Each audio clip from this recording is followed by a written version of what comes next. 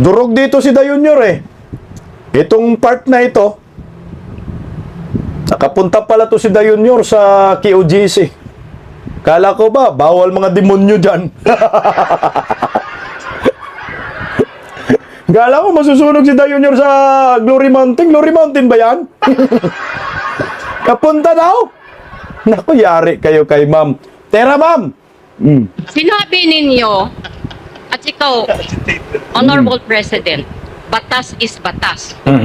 First, bigyan ninyo kami ng example paano kayo tumupad sa batas. Give us a fair treatment and fair trial. Kung ganon, ilan, sige. Oh, pero gamitin naman ninyo yung inyong utak kasi ang babright ninyo. Oh, ang gadit ninyo, ang high-tech. Hindi naman kayo mga bobo, kayo mga general. Bakit hindi kayo mag-investigate? Ganito, ganyan, ganito, ganyan.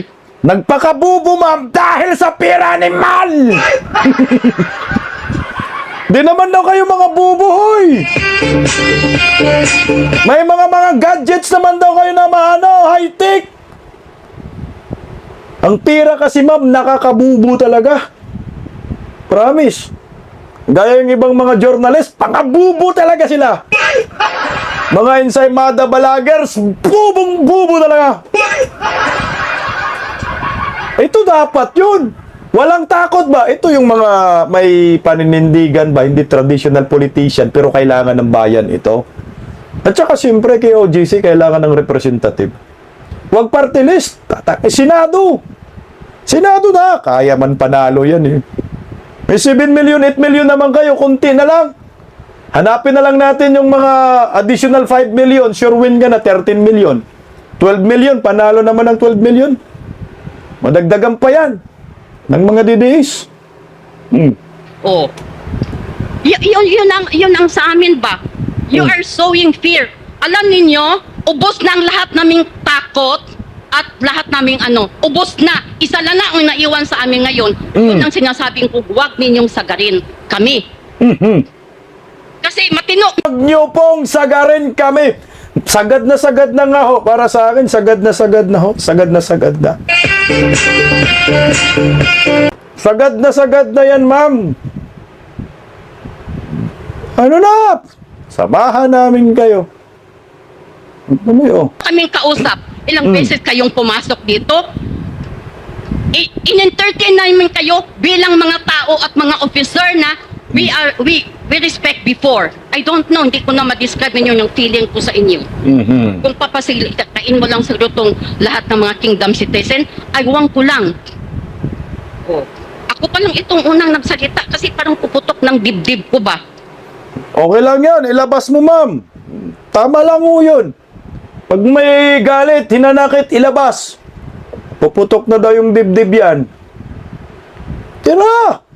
Sa demokrasyang bansa tayo, hindi masama, walang kasalanan yung maglabas ng galit. Katikim ka dito, Nyor. Kaya sinasabi ko sa inyo, huwag ninyo kaming sagarin, please. Do not produce rebels out of us. Oh.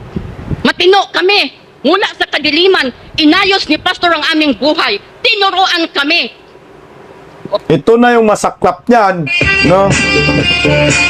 Alam mo ko kasi guys, ganito eh. Hindi malayo yun eh. Yung sinabi ni ma'am na magiging, huwag kayong mag-ano na kami pa, magre-rebelty ba kami dahil sa ginawa ho ninyo eh. Huwag naman sana mapunta doon na itong mga taga-KOGC may mapuno na ng husto. Huwag naman kasi gipitin. Bigyan naman kasi ng tamang proseso, due process. Kaso ma'am ganito eh, hanggat si Da Junior Presidente, walang due process yan. Walang patas yan ma'am, pagtingin kay Pastor. Hanggat si Da Junior. Oh, anong turo niya sa amin noon? Mula sa inyo, maging matino kayo para naman makakontribute tayo sa Pilipinas. Di nakaproduce ako ng mga matitinong tao na katulad ninyo. But, tingnan ninyo, dinimonize ninyo ang aming mahal na pastor. Kami ang production ni pastor. Hindi niyo ba nakikita? Hindi niyo nakikita ang kahit lahat sa ang lugar na puntahan namin? Ang kadiliman magliliwanag. Oh, ang mabaho, babango. Eto, Ang kadiliman nagliliwanag. That's right. Kasi, nakapunta ako doon sa Kitbog. Nagkwento ko sa inyo. Walang ilaw. Walang gobyerno pumunta doon para magpailaw. Sino nagbigay ng ilaw? Pastor Kibuloy, KOJC. Yung mabaho, bumabango. Yung mga kalsada na mga hindi maayos, inaayos nila. Maski CR, mabango. Pwede kang matulog. Pwede kang kumain sa CR nila. O, niwala kayo sa akin. Punta kayo ng KOJC, pagpasok nyo sa CR, pwede kayong matulog sa loob. Pwede kayong kumain sa loob ng CR. Yung CR nila, malinis. Ganon yung KOJC. Pwede kang matulog doon. Paano pa kaya pag kwarto na? Sobrang linis, sobrang bango. Ang basura, magiging garden. Oh. KOJC. Ito pa, Mr. President, reminder ko sa iyo. I remember nung ikaw ay senador pa kung ano ba yung position. O, ito na yung sekreto. You came to visit the Prayer Mountain. Ito na! Nakapunta pala si Dayonyor sa Prayer Mountain. Nung nangangampanya, akala ko doon, ma'am, sa Prayer Mountain, ma'am, bawal mga demonyo doon, masusunog. Pumunta, ha? Sus, pasalamat, hindi nasunog ito. Kaya tingnan lang, tuloy, oh. Hindi ko yan makakalimutan. Sinabi mo kay Pastor, Pastor, maganda ang lugar na ito. Anong ginawa mo? Pwede palang gawin ganito, Pastor, na ang Pilipinas. Anong sagot sa iyo ni Pastor? Makinig kang muli. I want to remind you of this. Oh. Teka lang, ha? Anong sagot ni Pastor? Oh, anong sabi ni Pastor sa iyo? Bong, dito kasi zero corruption. Kaya pala gustong agawin ni Dayonyor yung KOJC, nakapunta pala. Bawal dyan, mga kurakot. Kaya pala interesado pumunta sa Prayer Mountain. Alagi atay mang kadong. Nakita mo pala ang paraiso, di pwede demonyo doon. Baka kasi wala pang sungay that time, baka buntot pa. No? Obistado ka. Ito, banat, ma'am. Oh. Lahat ng blessing ng yan, ikaw yan. Galit na galit si ma'am, oh. Ikaw yan! Tingnan nyo mga tainga, pwede tingnan mga tainga. Isum mo nga yung tainga, isumuin mo! I-verify natin yung tainga ni Dayonyor, 2012 yan! Nangangampanya, ikaw yan, Yor! Itanggi mo yan, Yor! Sige nga! Sabi ni Evelyn, masusunog ang kaluluwa ni Bangag sa Prayer Mountain. Punta ka doon, Yor. Baka masunog ka, Yor. Yung sungay mo, mabali. Ikaw yan! Mapakipag-check nga, Binor Abalos. Sabayan? Baka sabihin, hindi. EI daw, EI. Defect picture. Sabihin nyo naman, EI, mga ulyanin kayo. Yaman yan, sabi ni ma'am, galit na galit. Ikaw yan! Ito. Ikaw yan! Diba? Yung lahat yung tinatapakan mo dyan, production yan ng matinong utak at puso ng isang tao. Alam mo ba? Yung inaapakan mo Ito dyan, pa. dugo at pawis namin, kami ang naabutan ng madaling araw. Tingnan nyo yung tainga! Pideng Mr. Binor Abalos, merong picture ng 2012 nangangampanya. Pakicheck yung tainga. Pakicheck.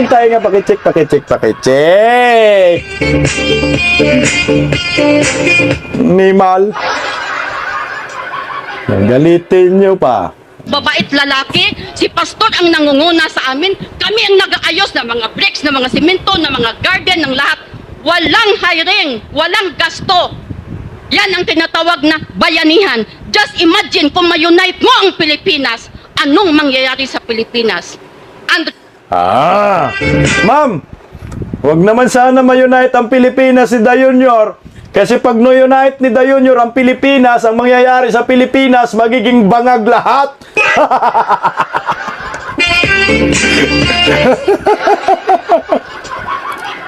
Parang awa nyo na. Huwag mong i-unite Da Junior ang Pilipinas. Kasi pag na-unite, paniguradong zombie lahat. Gaganon tayong lahat nito. Ka-unity na tayo. Kakaisa. Kahirap-hirap. Wag, ma'am, ha? Wag natin i-unite, ma'am. I-unite natin kay Inday Sara. Pwede yon. Pag dito kay Junior, ay, Diyos ko, Ginoo. Wag naman ho sana, oy. Wag naman sana, Diyos ko. Wag naman maging ngiwi tayo. Gusto nyo? Wag na, oy. Malalak ang... ganun, malalak bigla. Wag. Ayaw ko. Kaya na, kay Inday Sara lang, mama. Kay Inday Sara, unite tayo. remember, you are the president of those who voted for you and those who did not vote for you. You should be the unifying factor of the Philippine people. Period. Hindi na dinidivide mo. Tingnan mo, ang gwapo-gwapo pa naman sana dyan noon. Gwapo ka na niyayar!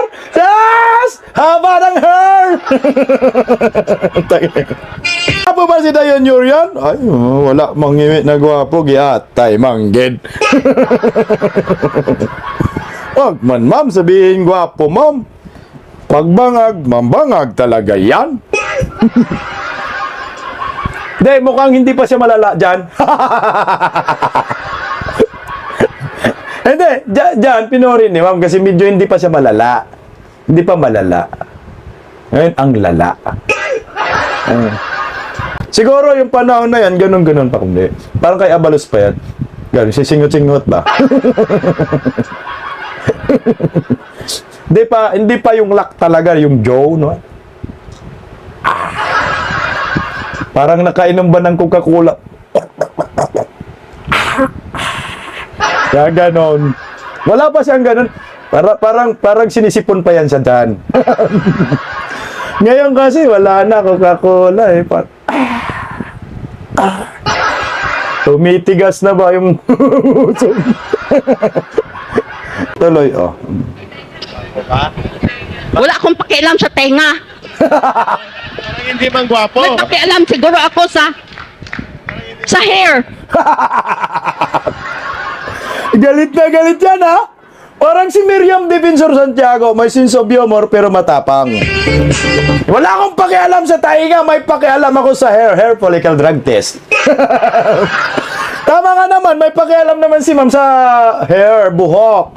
Kasi ang tainga, di man pwede yan sa hair follicle drug test, pagsisigman yan. Pero may sense of humor, pero nandun yung tapang. Kasi Madam Miriam, pag nagganyan, matapang pa rin siya. Pick up line. Ayan. Lakpakan nga natin yung matapang na membro ng KOJC. Ma'am, saludo po kami sa iyo.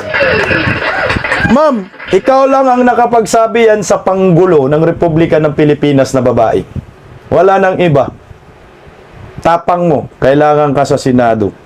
Kung si Miriam Defensor Santiago nandito, baka minura na si Da Junior.